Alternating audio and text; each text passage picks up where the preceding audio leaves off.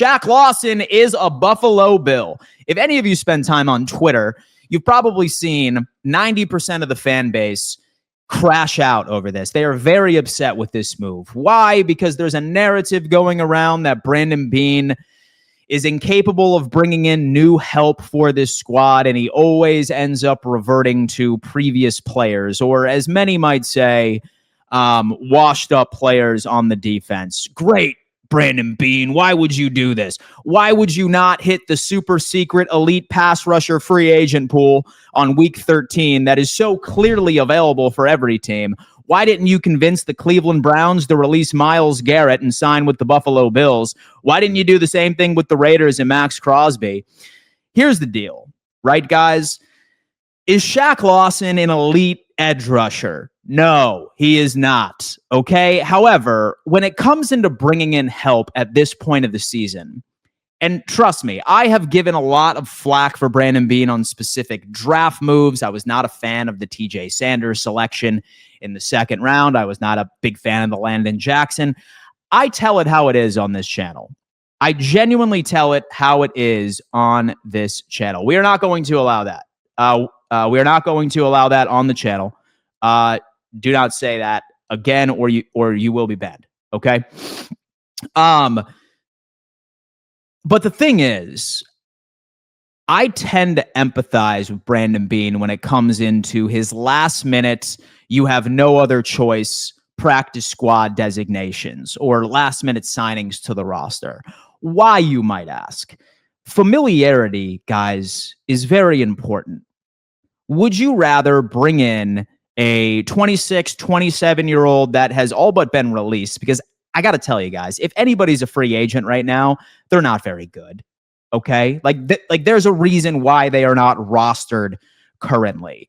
Yes, we still have Morgan Fox. I hope that he is brought up. I think that he brings a lot of upside to this team. But remember, he's not familiar with this system. He's not familiar with how this Buffalo Bills team runs their defensive line. There is an adjustment period. Shaq Lawson being brought in, at least the guy is going to have a pretty high ramp-up period. Why, do you ask? Let's go ahead and take a look at where the Buffalo Bills are as far as their depth chart is concerned. This front office, folks, does not have a defensive line that they have envisioned. I don't know what the hell is going on with this app right there. Wow. But this defensive line was nowhere near what they envisioned it to be by NFL Week 13. Guys, we have Landon Jackson on the IR. We have Michael Hoyt on the IR. We have Ed Oliver on the IR. Dwayne Carter on the IR. Sanders spent all 4 games on the IR. So did Maxwell Harrison. Yeah, Terrell Bernard, he's been playing with an injury. This defense is so depleted, it's crazy. It is nuts. And when you look at the status of our defensive line, not only do you have Joey Bosa playing with one hand, if Buffalo is not in their current injury position as we speak, Bosa would probably be an IR candidate.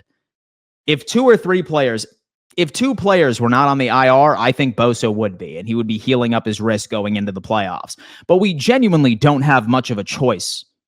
He's out there playing with one hand, and he is nowhere near as effective. And when Joey Bosa is not out there, you have Javon Solomon in his place, who is nothing but a fringe practice squad type player. And for the past 2 games, we have seen Daquan Jones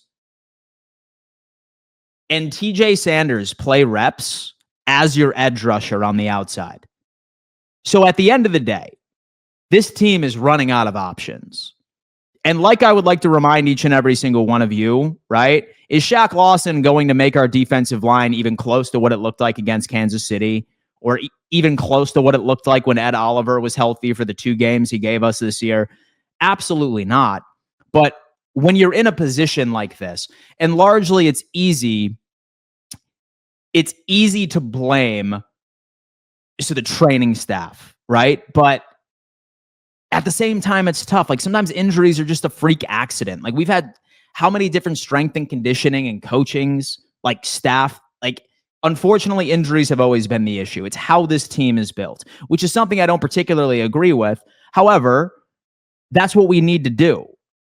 Again, I like reminding each and every single one of you that there is not a super secret elite pass rushing free agent pool on week 13 of the NFL each and every single year. It just doesn't exist.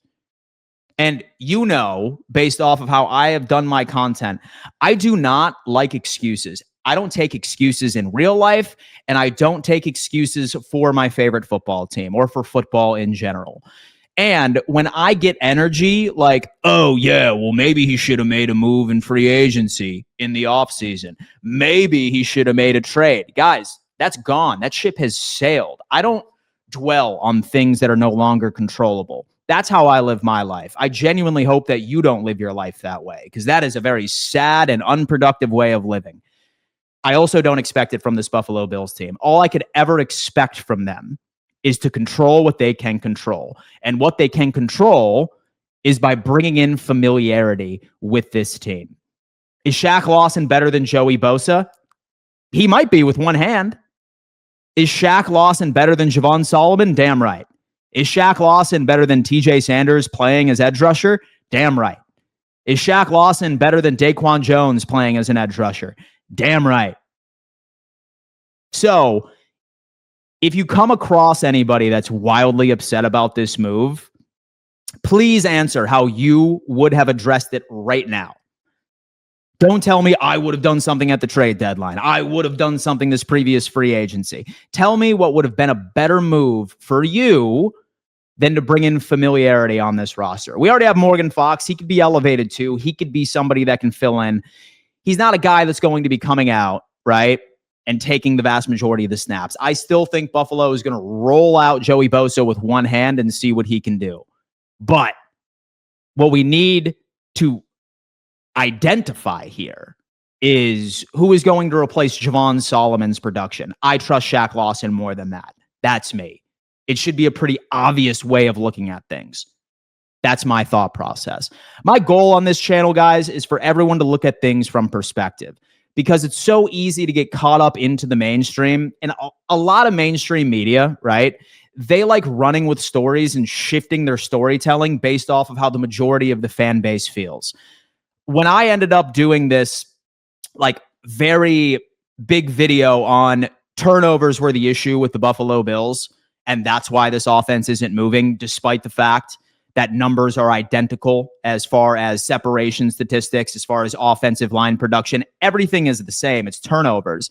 But many people would float over a video from Emmanuel Acho and be like, oh, Dan, look at this all 22 review. A couple of things on that one.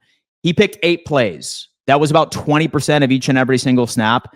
There is no offense on the face of the planet that is going to have every single receiver open each and every single snap. It is such a small percentage of the pie. And I also want to remind you guys that Emmanuel Acho is perhaps one of the biggest Bills haters on the face of the planet. He no longer works for a major network. Now he's on his own. What do you think he's going to do? Of course, he's going to spear or direct his video toward the mass viewpoints of the organization. It's not too crazy to see. For me, on this channel, I'm always going to tell you the truth. And the truth of the matter is, yes, there are things that this team should have done differently. I wanted a wide receiver in the draft. I wanted a wide receiver during free agency. I wanted a wide receiver at the trade deadline. But you know what? It didn't happen.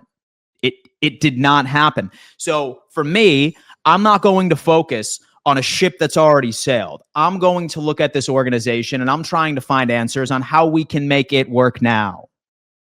And how we can make it work now is make some intriguing moves to at least make our defensive line somewhat serviceable. It's never going to be where it is. Our secondary has been playing a hell of a lot better. And as far as the offensive side of the football is concerned, limit the damn turnovers. Bang, bang, boom, boom, baby. Like the stats are staring you in the face. It's beyond me how somebody can look at this offense and not have turnovers as the number one issue of this team. It is wild to me. It is pure delusional. It is denial. Turnovers are the issue with this squad. So as far as Shaq Thompson is concerned, is it the best? Is this going to make our defensive line top 5, top 3? Absolutely not. But I think it was a good move based off of what we had at our disposal. I will always pick familiarity over somebody that has been a free agent, released from a team that's 26, 27, that has no idea how this roster operates or how this defense is called or what the culture is like or what the interworkings of preparation is like, because it's different from each and every single team. So don't be upset about this. I think this was the good move. Always bring in familiarity when you're in a pinch.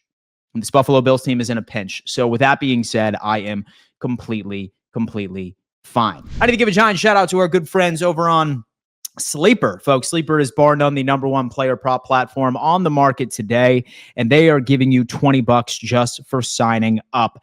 A lot of sports are going on this week, especially Thanksgiving. Great football lineup. You can end up taking that free $20 and putting it toward your first parlay, and they'll also match your first deposit all the way up to $100, 100% of that. So, take advantage of all of this. Do not be shy.